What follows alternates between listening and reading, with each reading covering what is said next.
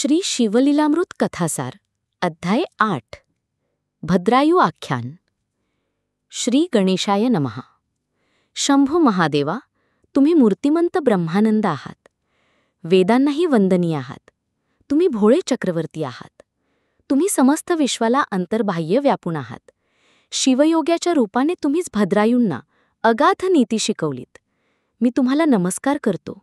सूत शौनकादिकांना भद्रायूंची कथा सांगत आहेत.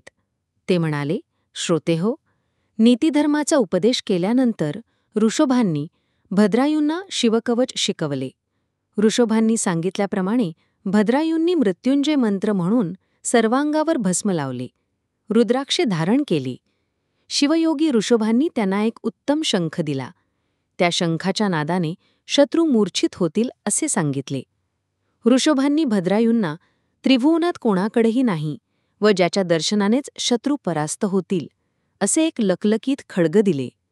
मग निजकृपेने 12,000 हत्तीचे बळ दिले. आणि तुम्ही आयुष्यमान, आरोग्यमान व ऐश्वर्यवंत व्हाल. सर्व राजांमध्ये श्रेष्ठ व्हाल. सर्वत्र विजय मिळवून चिरकाल राज्य कराल. न्यायनीती धर्माने कारभार करून प्रजेला सुखात ठेवाल आणि अपार दानधर्म करून ब्राह्मणांना व याचकांना संतुष्ट कराल. तुमच्या सदनात भाग्यलक्ष्मी निवास करेल. तुमच्या हृदयात कारुण्यलक्ष्मी, हातांमध्ये दानलक्ष्मी, शरीरात सौम्यलक्ष्मी, बाहूंमध्ये वीरलक्ष्मी आणि खड्गाच्या अग्रावर शत्रुलक्ष्मी निवास करेल. साम्राज्यलक्ष्मी, विद्यालक्ष्मी, विजयलक्ष्मी नित्य तुमच्यापाशी राहतील. तुमची त्रिभुवनात थोर कीर्ती होईल. असा आशीर्वाद देऊन शिवयोगी ऋषभ अंतर्धान पावले. भद्रायू आणि सुमती ऋषभांचे नित्य स्मरण करून त्यांच्या उपदेश वचनांना अनुसरून वागत असत. असो, पुढे काही वर्षे लोटली. दाशार्ह देशाचे राजा वज्रबाहू हे सुमतीचे पती व भद्रायूचे पिता. त्यांच्यावर म्हणजेच वज्रबाहूंवर मगध नरेश हेमरथ यांनी आक्रमण करून दाशार्ह देशात भयंकर धुमाकूळ घातला. त्यांनी धनधान्य पळवले, गायी पळवल्या, स्त्री पुरुषांना बळाने पळवून नेऊन बंदिवान केले. त्यांच्या अत्याचारांनी सर्वत्र मोठा हाहाकार माजला. ही वार्ता कळताच वज्रबाहू युद्धसिद्ध होऊन शत्रूंवर चालून गेले. वज्रबाहूंनी 10 दिवस भयंकर युद्ध केले, पण शत्रूच्या म्हणजेच हेमरथाच्या प्रचंड सामर्थ्यापुढे वज्रबाहूचे शर्थीचे सर्व प्रयत्न थिटे पडले. वज्रबाहूचा दारुण पराभव झाला. विजयाचा उन्माद चढलेल्या वैऱ्यांनी वज्रबाहूंना त्यांच्या अमात्यांसह अटक करून रथाला बांधले. राजस्त्रियांना पळवून नेले, गावे लुटली आणि प्रजाजनांचे सर्वस्व हरण केले. अशा प्रकारे उत्पात माजवून हेमरथ वज्रबाहूंना घेऊन मगध देशाकडे निघाले. वज्रबाहू अक्षरशः दिनबापुडे झाले होते.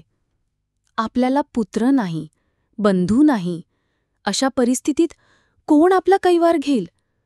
कोण सहाय्यार्थ धावून येईल? या दुःखातून कोण सुटका करेल? या विचारांनी व्यथित झाले होते. मदतीसाठी देवांकडे याचना करत होते.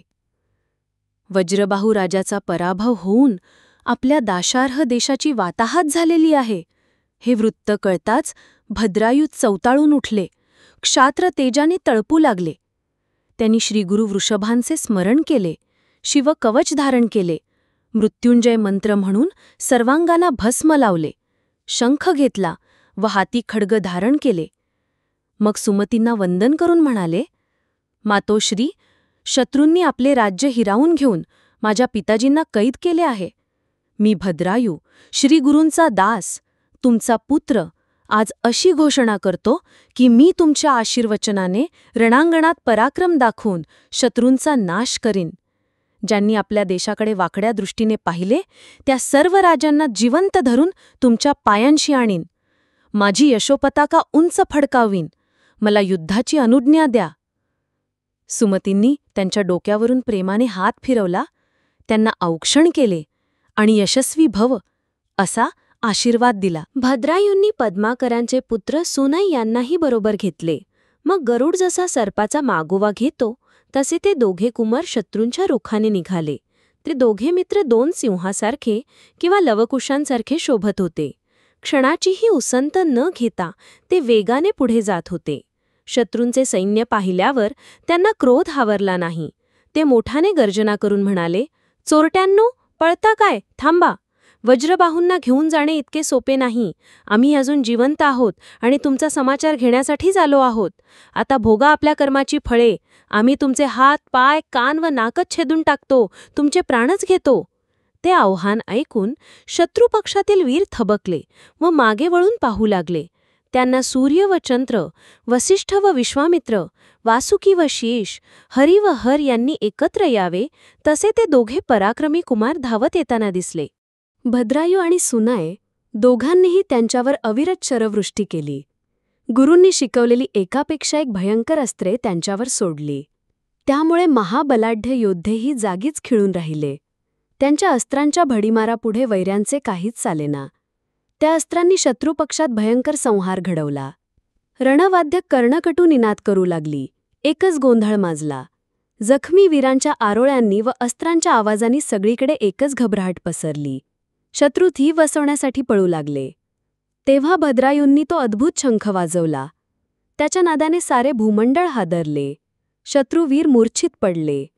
त्यांचे अश्व बेभान उधळले. भद्रायू आणि सुनय दोन्ही रथांवर चढले. त्यांनी घनघोर युद्ध आरंभले.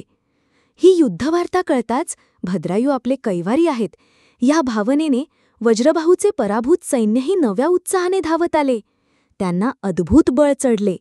मग काय विचारता, हेमरथाच्या सैन्याला उभे आडवे कापत त्या दोघांनी वज्रबाहूंना व त्यांच्या प्रधानजींना ज्या रथाला बांधले होते तिथपर्यंत मुसंडी मारली. वज्रबाहूंनी त्या दोघा कुमारांना पाहिले तेव्हा त्या दोघांचा अद्भुत पराक्रम व युद्धचापल्य पाहून ते थक्कच झाले. ते स्वतःशीच विचार करू लागले, हे हेमरथाच्या सैन्यात घुसून भयंकर रणकंदन करणारे हे दोन तेजस्वी कुमार कोण आहेत? यांच्या तळपत्या खड्गापुढे शत्रू पुरते निष्प्रभ झाले आहेत. त्यांच्या रक्ताचे पाट उत्पन्न करणारे हे किशोर हरिहर तर नाहीत? काय त्यांचे धैर्य, काय त्यांचा पराक्रम! हे दोघे एकाच गुरूंचे चेले असावेत. यांच्यातले एक तर राजपुत्र वाटत आहेत. यांना पाहून माझ्या मनात प्रेम उत्पन्न झाले आहे. हे अगदी जवळचे आप्ता आहेत असे वाटत आहे आणि यांना हृदयाशी धरून कौतुकाचे चुंबन घ्यावे अशी इच्छा निर्माण झाली आहे. असे का होत आहे? भद्रायूंच्या घातक शरवृष्टीमुळे शत्रुसैन्य अगदी जर्जर झाले. आपल्या वीरांची ती दुरावस्था पाहून हेमरथ चौताळले. ते प्रचंड सैन्यबलानिशी त्यांच्यावर चाल करून गेले. तेव्हा आपल्या प्रांताची आणि प्रजेची वाताहत करणाऱ्या व पित्याजींना अपमानास्पद वागणूक देणाऱ्या त्या दुष्ट वैऱ्यांना पाहताच भद्रायूंच्या तळपायाची आग मस्तकात गेली. त्यांच्या डोळ्यात अंगार फुलला होता. ते भयंकर गर्जना करून हेमरथांना भेडले. त्या दोघांमध्ये 4 घटिका तुंबळ रणकंदेन झाले. हेमरथ महाबलवान होते, ते हार जात नाहीत हे लक्षात येताच भद्रायूंनी शिवयोग्यांनी दिलेले खड्ग बाहेर काढले. त्याच्या प्रखर तेजानेच मगध सैन्य जळून जाऊ लागले. तिथे मानवी देहांचा वणवाच पेटला. ते खड्ग म्हणजे कालसर्पाचे विषच. ते खड्ग म्हणजे कालाग्नीची कराल जिव्हा. त्यापुढे बाहुबलींची काय मिजाज! त्याला पाहून हेमरथांचा धीर सुटला.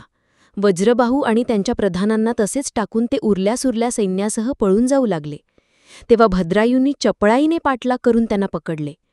त्यांचे केस धरून त्यांना रथातून खाली जमिनीवर पाडले. शिवयोग्यांच्या प्रसादाने प्राप्त झालेले सर्व बळ एकवटून त्या नराधमांच्या छातीवर एकच लाथ मारून त्यांना रक्त ओकायला लावले. त्यांना, त्यांच्या प्रधानांना व मंत्र्यांना रथाला करकचून बांधले. वस्तऱ्यासारखी धार असलेल्या बाणाने हेमरथांचे डोके 5 ठिकाणी भादरले. त्यांची अर्धीमिशी भादरली, दाढीही कापली व त्यांना पुरते विद्रूप करून टाकले. त्यांनी लुटलेला राजकोष, राजस्त्रिया, गोधन व सर्व संपत्ती परत आपल्या देशाकडे वळवली. गायी गुरांना पुन्हा गोठ्यात नेऊन ठेवले. सर्व सैन्याला एकवटले. प्रजाजनांना धीर दिला. सर्व प्रकारचे सहाय्य दिले. मग प्रधानांसह पित्याजींची सुटका केली. त्यांच्या पायांवर डोके ठेवले. त्यांचा पराक्रम आणि विनय पाहून राजा वज्रबाहूंना रडू आवरेना. या उपकारकर्त्यांचे कोणत्या शब्दांनी कौतुक करावे हेही त्यांना कळेना. ते म्हणाले, बाळ, मला अपयशाच्या समुद्रातून बाहेर काढणारे तुम्ही आहात तरी कोण? कैलासनाथ की वैकुंठनायक?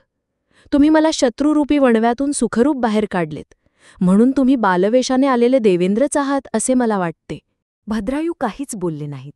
तेवढ्यात सर्व राजस्त्रिया भद्रायू आणि सुनय यांच्या भोवती जमल्या व त्यांना निंबलोण करून म्हणाल्या, बाळांनो, तुम्ही आमची अब्रू राखलीत, आमच्या सौभाग्याचं रक्षण केलेत. त्यामुळे आम्ही आमचं सर्वस्व जरी ओवाळून टाकले तरी तुमच्या उतराई होऊ शकत नाही. मग भद्रायू राजा वज्राबाहूंना म्हणाले, महाराज, आता नगरात चला आणि शत्रूला नजरकैदेत ठेवून त्यांच्यावर चोख पहारा ठेवा. भद्रायूंनी राजा वज्राबाहूंना सन्मानाने नगरात नेले. त्यांना पुन्हा राजसिंहासनावर बसवले. त्यावेळी संपूर्ण नगर शृंगारण्यात आले होते. जयवाद्यांच्या निनादाने अवघा आसमंत दुमदुमला. रथातून साखर वाटण्यात आली.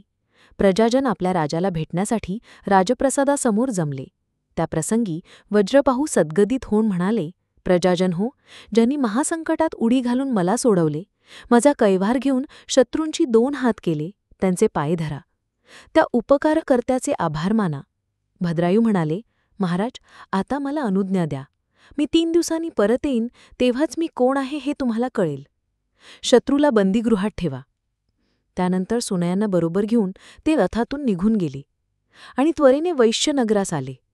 त्यांनी सुमतींना व पद्माकरांना वंदन करून सर्व वृत्तांत सांगितला.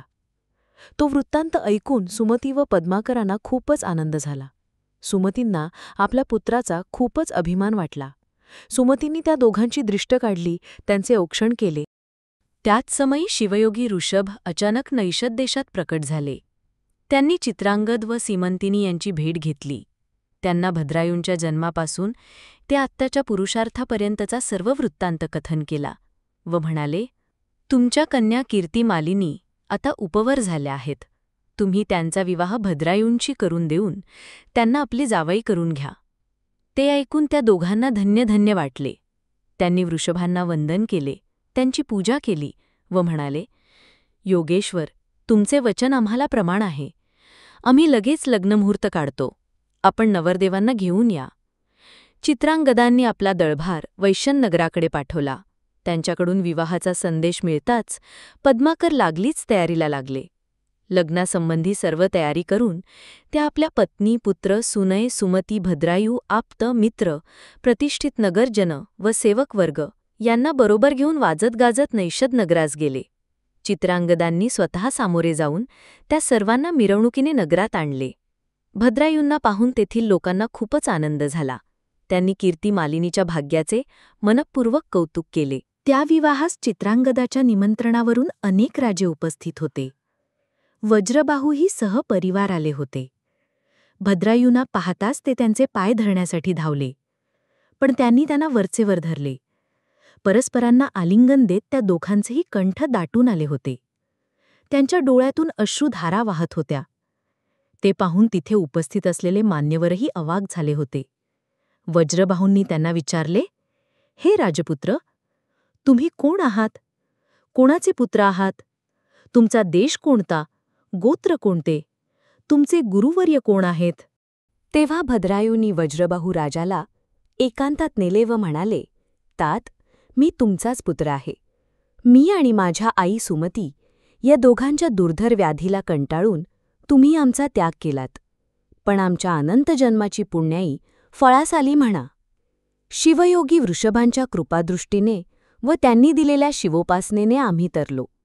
आजचा सुदिन हा त्यांच्याच प्रसादाने पाहायला मिळत आहे. त्यानंतर त्यांनी आपला सर्व इतिहास राजा वज्रबाहूंना सांगितला. मग त्यांची व सुमतींची भेट घडवली. वज्रबाहू काय बोलणार? ते फारच लज्जित झाले होते. पश्चातापाच्या अग्नीत जळत होते. ते मन खाली घालून रडू लागले. मी हा काय अनर्थ केला? माझ्यासारखा अन्यायी मनुष्य या भूतनावर शोधूनही सापडणार नाही. मी कर्तव्यास चुकलो, माझा धिक्कार असो, असे म्हणून स्वतःचीच निंदा करू लागले. तेव्हा मागील दुःखाच्या आठवणीने सुमतींनाही रडू कोसळले. शिवयोगी वृषभांनी आम्हाला कृतार्थ केले, धन्य धन्य ते गुरुनाथ, असे म्हणून त्यांनी कृतज्ञतापूर्वक हात जोडले. वज्रबाहूंनी भद्रायूंच्या कर्तृत्वाबद्दल गौरवोद्गार काढले. म्हणाले, सुमती, तुम्ही खरोखरच धन्य आहात. तुम्ही मातापित्याचे कर्तव्य एकत्र पार पाडलेत. बिंदूचा सिंधू करून दाखवलात. मोहरीच्या दाण्याला सुवर्णपर्वताहून मोठे केलेत. माझा उद्धार केलात. मी अभागी. मी तुम्हाला टाकले, आपल्या पुत्राला टाकले. तुम्ही माझ्यापेक्षा श्रेष्ठ आहात. तुम्ही मला पुत्र दिलात आणि राज्यही दिलेत. माझ्या राज्याच्या तुम्हीच खऱ्या स्वामींनी आहात. बोलणे संपवून ते बाहेर आले. त्यावेळी भद्रायूंनी धावत येऊन त्यांचे पाय धरले. तेव्हा राजा वज्रबाहूंनी अत्यंत जिव्हाळ्याने आपल्या पुत्राला भद्रायूंना हृदयाशी धरले. त्या भेटीचे काय वर्णन करावे. आज शिवजींना षडानन भेटले होते. बृहस्पतींना त्यांचे कच पुन्हा दिसले होते. वज्रबाहूंनी भद्रायूंना आणि कीर्तिमालिनींना आपल्या जवळ घेतले. त्यांच्या पाठीवरून वात्सल्याने हात फिरवला. ते पाहून सर्व राजे आश्चर्य करू लागले. त्यांना भद्रायूंचे चरित्र समजले. शिवोपासनेचे महात्म्य कळले. धन्य धन्य भद्रायू असे म्हणून सर्वजण त्यांचे कौतुक करू लागले. भद्रायूंनी आपल्या पिताजींना पद्माकर वैश्य आणि स्वनय यांचा परिचय करून दिला. त्यावेळी वज्रबाहूंनी पद्माकरांना अत्यंत कृतज्ञतेने आलिंगन दिले. त्यानंतर ठरलेल्या शुभमुहूर्तावर भद्रायू आणि कीर्तिमालिनी यांचा विवाह झाला. तो लग्नसोहळा 4 दिवस मोठ्या थाटामाटाने संपन्न झाला. सर्वांनी त्या विवाह सोहळ्याचा आनंद घेतला. वधूवरांना अनेकानेक शुभाशीर्वाद दिले. चित्रांगदांनी जावयाला 2 लाख घोडे, 10,000 हत्ती, अनेक दासदासी व अगणित द्रव्य आंदण म्हणून दिले. वज्रबाहू आपले पुत्र सोनबाई, सुमती, पद्माकर व सुनैया यांना घेऊन विदर्भ देशात परतले. त्यांनी राज्ययंत्रणेचे सर्वाधिकार सुमतीच्या हाती दिले. सर्व शत्रूंना आपले मांडलिक केले. त्यांचा वार्षिक करभार निश्चित करून त्यांना सोडून दिले. जन्मोजन्मी शिवभक्ती केली असेल आणि गाठीशी अपार पुण्यसंचय असेल तरच भद्रायूंसारखे सर्वगुण संपन्न नरश्रेष्ठ पुत्र म्हणून लाभतात. विद्वान व भाग्यवान पुत्र, चतुर सुंदर पतिव्रता पत्नी, सर्वज्ञ उदार व थोर सद्गुरू या गोष्टी पूर्वपुण्याईनेच प्राप्त होतात. असो, भद्रायूंना राज्य देऊन वज्रबाहू सुमतींसह हिमालयातील केदार क्षेत्री गेले. तिथे ती दोघे दृढनिष्ठेने शिवोपासना करू लागली. भद्रायूंची सत्वपरीक्षा. भद्रायूंनी उत्तम प्रकारे राज्यकारभार चालवला. भद्रायू आणि कीर्तिमालिनी श्रद्धापूर्वक शिवभक्ती करत असत. एके दिवशी ते दोघे वनविहारासाठी गेले होते. विविध जातींचे गगनभेदी उंच वृक्ष, त्यांची गर्द सावली, सुगंधी फुलझाडे, नाना प्रकारच्या वेली, त्यातून मधुवच वाहणारी नदी, वन्य पशुपक्षी, त्यांच्या क्रीडा व किलबिलाट या सर्व गोष्टींचा ते दोघे मनमुराद आनंद घेत होते. तेवढ्यात भद्रायूंना एक ब्राह्मण गिवाच्या अकांताने आक्रोश करत धावत पळत येत असलेला दिसला. एक भला मोठा वाघ त्या बिप्राच्या आणि त्याच्या पत्नीच्या मागे लागला होता. भेदरलेला तो ब्राह्मण गृहस्थ राजा भद्रायूंना मोठ्याने ओरडून म्हणाला, "राजा, माझ्या पत्नी मागे राहिल्या आहेत. त्यांना वाघाच्या तावडीतून सोडवा." त्या ऐकताच भद्रायू धनुष्यबाण सरसावून लगबगीने धावले. पण तेवढ्यात त्या वाघाने ब्राह्मणीवर झडप घालून भद्रायूंच्या डोळ्यांदेखत त्या विप्रपत्नीला उचलून नेले. भद्रायूंनी त्या वाघावर अनेक बाण सोडले, परंतु त्या असंख्य बाण अंगात ऋतूनही तो वाघ विप्रपत्नीला घेऊन अरण्यात पळून गेला. राजा भद्रायूचा नाईलाज झाला. पत्नीच्या वियोगाचे दुःख त्या ब्राह्मणाला सहन होईना. तो ब्राह्मण मोठमोठ्याने रडून विलाप करू लागला. त्या ब्राह्मणाने राजा भद्रायूचा धिक्कार केला व म्हणाला, "काय हे दुर्दैव! माझ्या पत्नीला वाघाने नेले. त्याने जीव वाचवण्यासाठी एवढा आकांत केला, पण तुम्ही त्यांचे रक्षण करू शकला नाहीत. तुमचा धिक्कार असो. तुमच्या अंगी असलेले 12,000 हत्तीचे बळ, तुमचे शौर्य, तुमचा पराक्रम, तुमची अस्त्रविद्या, तुम्हाला गुरूंनी दिलेले खड्ग या सर्व गोष्टी आज व्यर्थ ठरल्या. अहो, शरणागताला संकटातून सोडवतात तेच खरे क्षत्रिय असतात, पण तुम्ही ते करू शकला नाहीत. म्हणून तुम्हाला राजा म्हणायची मला लाज वाटते. जिथे सत्समागम होत नाही तो आश्रम, ते गाव, जो शिवजींचे कीर्तन करत नाही तो वक्ता, जो ब्राह्मणांचे रक्षण करत नाही, शिवभक्ती करत नाही, असा श्रीमंत मनुष्य, पापमती स्त्री, मातापित्यांना कष्ट देणारा पुत्र, गुरूंशी वादविवाद घालून आपलेच श्रेष्ठत्व सांगणारा शिष्य, जो संकटग्रस्तांचे प्राणरक्षण करत नाही, असा पुरुष, ह्यांचा धिक्कार करावा तेवढा थोडाच. त्यांची धनसंपत्ती, बळ, कीर्ती या सर्व गोष्टी व्यर्थ असतात." त्या समयी त्या ब्राह्मणाचा शोक पाहून भद्रायू उद्विग्न झाले. ते म्हणाले, "विप्रवर्य, कृपा करून शोक आवरा. मी तुम्हाला जे हवे ते देतो. तुमचे लग्न लावून देतो. राज्य हवे तर तेही देतो, पण दुःख करू नका." तेव्हा तो ब्राह्मण म्हणाला, "राजा, आज माझ्या प्राणप्रिय पत्नी मला सोडून गेल्या. माझ्या घराचे घर पण गेले. माझा संसार उद्ध्वस्त झाला आणि तुम्ही मला शोक आवरायला सांगत आहात? अहो, जन्मांधाला आरसा दाखवणे, मूर्खाला उत्तम ग्रंथ वाचण्यास देणे, तरुणाला संन्यास दीक्षा देणे, म्हाताऱ्याचे लग्न लावणे, तहानेने व्याकुळ झालेल्याला तूप पाजणे, भुकेने कासावीस झालेल्याला गंध अक्षता देणे, चिंतातूर मनुष्यापुढे नृत्यगायन करणे, या गोष्टी जशा व्यर्थ तसे तुमचे सांत्वनपर बोलणेही व्यर्थ आहे. मला तुमचे राज्य नको, मला माझ्या पत्नी आणून द्या.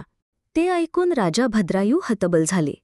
त्या ब्राह्मणाचा शोक आवरला जात नाही हे पाहून राजा भद्रायू म्हणाले, महोदय, आता मी तरी काय करू सांगा.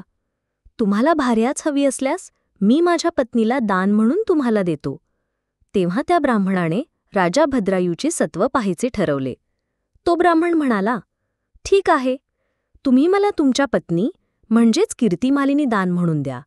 मी पापाला भीत नाही. मातीच्या ढेकळाने समुद्र गढूळ होत नाही, धुळीने आकाश मळत नाही. त्याप्रमाणे तुमच्या पत्नीचा स्वीकार केला म्हणून माझे उदंड तप व पुण्य कमी होणार नाही. राजा भद्रायू म्हणाले, द्विजवर्य, तुमच्या पत्नींना मी वाचवू शकलो नाही हे माझे फार मोठे अपयश आहे. तुमच्या पत्नीला वाघाने नेले तेव्हाच माझे सर्व बळ नष्ट झाले आहे. म्हणून माझ्या पत्नी तुम्हाला दान देऊन मी अग्निकाष्ठ भक्षण करणार आहे.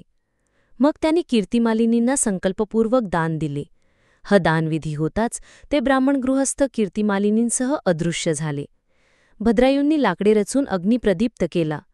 तो धडधडून पेटल्यावर त्यांनी स्नान केले. सर्वांगाला भस्म लावून रुद्राक्ष धारण केले. श्रीगुरूंचे स्मरण करून अग्नीला 3 प्रदक्षिणा घातल्या. शिवजींचे ध्यान करून आपल्या गुरूंनी दिलेल्या शिवमंत्राचा जप केला.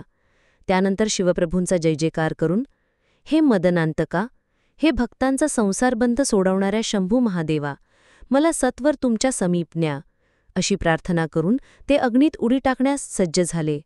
त्याचवेळी अचानक अग्नी फारच चेतला व त्यातून चंद्रमौळी ईश्वर पार्वतींसह काकट झाले. त्या पंचमुख दशभूत शिवजींनी भद्रायूंना आलिंगन दिले व म्हणाले, वत्स, तुमची निर्वाणीची भक्ती पाहून मी प्रसन्न झालो आहे. मी तुम्हाला वरदान देऊ इच्छितो, तरी जे हवे ते मागून घ्या. राजा भद्रायू म्हणाले, हे शंभू महादेवा, तुम्ही मला ब्राह्मण गृहस्थाच्या पत्नी परत आणून द्या.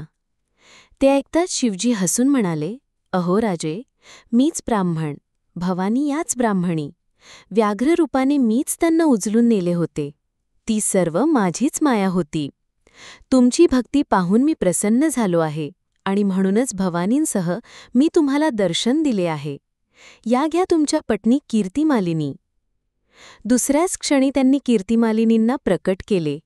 तेव्हा राजा भद्रायूंनी भगवान शंकरांना अत्यंत आदराने वंदन केले. त्या प्रसंगी देवांनीही पुष्पवृष्टी केली. शिवजी म्हणाले, वत्स, तुम्ही गुणवान आहात. आता अपेक्षित वर मागून घ्या. राजा भद्रायू म्हणाले, हे शंभू महादेवा, तुमच्याकडे एकच मागणी आहे. तुम्ही वज्रबाहू, सुमती, पद्माकर व त्यांच्या पत्नी यांना कैलासात तुमच्या सानिध्य अक्षय स्थान द्या. तेव्हा तथास्तु असे म्हणून त्यांनी कीर्तिमालिनींना वर मागण्यास सांगितले. तेव्हा राणी कीर्तिमालिनी म्हणाल्या, हे देवाधिदेवा, तुम्ही माझ्या माताजी सीमंतिनी व पिताजी चित्रांगद यांनाही समीपता मुक्ती द्या.